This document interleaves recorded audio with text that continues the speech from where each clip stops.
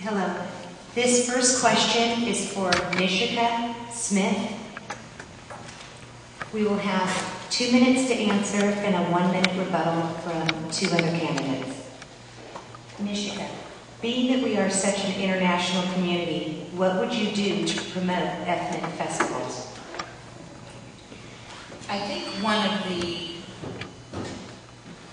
best ways that has been working at Wickland, and we hope to extend it at Bethany, is to continue to have the multicultural potlucks and talent shows where each group gets to bring a dish from their particular culture, and then they get to demonstrate a specific talent and really draw the community into what they experience as everyday life. We can always open it up so that it's on a broader scale, but the schools are already doing something like that, and I think it just needs to be better publicized so that everybody in the community can feel welcome to join in and not feel that if you don't have a child at one of these schools that you have to be excluded. Thank you. Diverse community. The schools have lots of activities that we can continue to promote. All of the children are in these different classes, and they're all working and living together. And so we can have things that the children can do. The children can promote things themselves, events, and if the parents would like to add things like that are native to what they feel, then just do that. And there's so many things that we could do to promote cultural diversity. Thank you. Jim Lamb, how do you go about determining if there's legitimate need for increased policing services?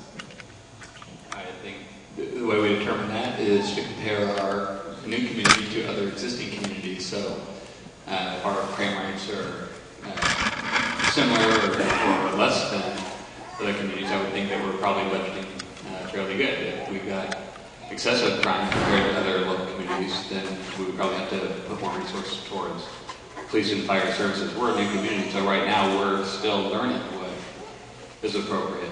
And also it's going to be input from the community. If we're, as board members, are in the community meeting room and people keep coming at us with problems with vandalism, graffiti, crime, burglaries, then we're going to have to address that. We're going to have to increase the police and protective services. And I know that we've got full-time coverage coming up here pretty soon, which is a big benchmark for us. So that's my answer.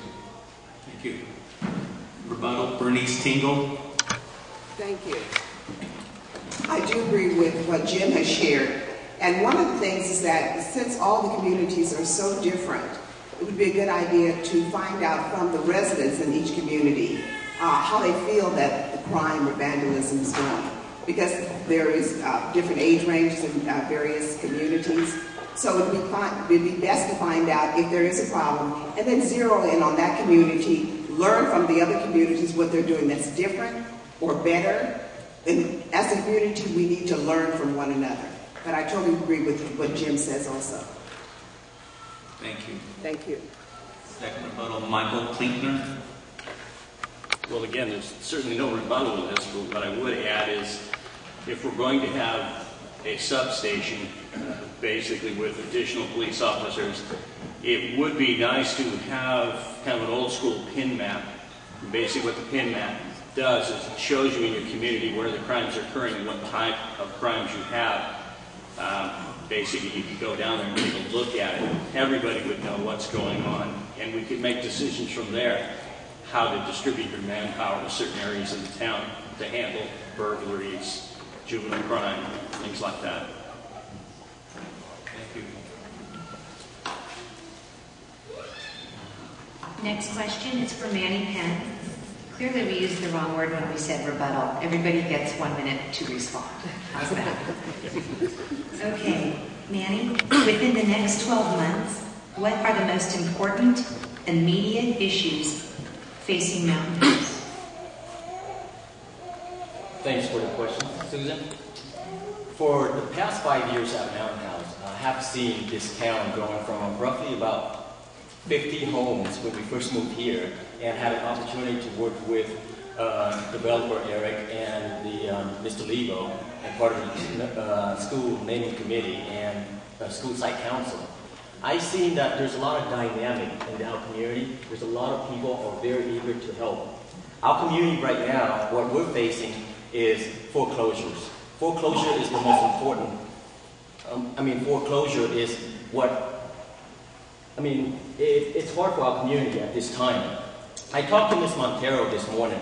I said, hey, Ms. Montero, you used to have 22, 23 students, and she's a second grade teacher where my daughter's in.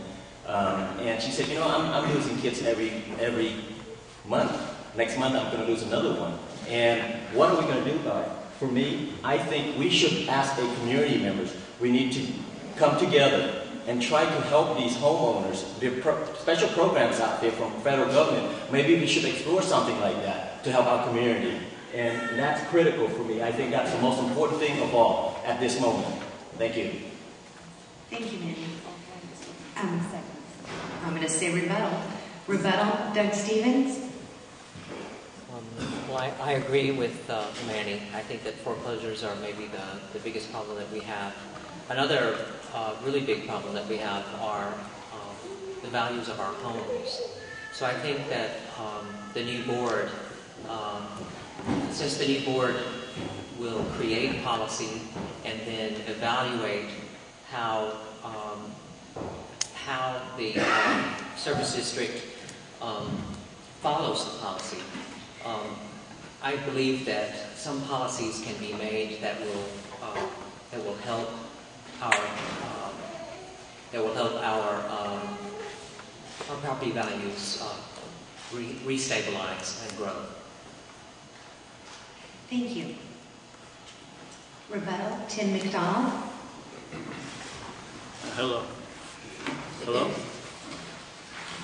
I think one of the most important things we need to do is the board get together and go out and find out what the community is looking for, so that we can start solving some of the issues or looking at some of the problems that we have. And, once we're together and everyone's on the same page and the town feels like they have a voice, then I think we can solve a lot of small problems, and issues. Thank you. Thank you.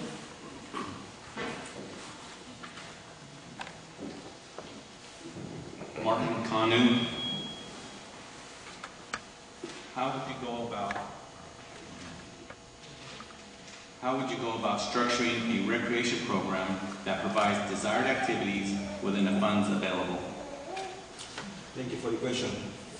Mountain House has already some programs that cater to the needs of our kids. We have the Little League, which has done a lot of tremendous impact on the kids we have here. I will expand on that, and I will also expand on, first of all, we have to get somebody who's going to fund the programs, because we have limited funds right now within the CSD department. So we have to find a way to market those programs. Coming from some material, there's a lot of programs that companies fund within local communities. So I'm going to give those programs that things like competition within the Little League. Whenever there's a trophy, which means there's something that those kids aspire to win, it kind of draws a lot of attention towards individual performances.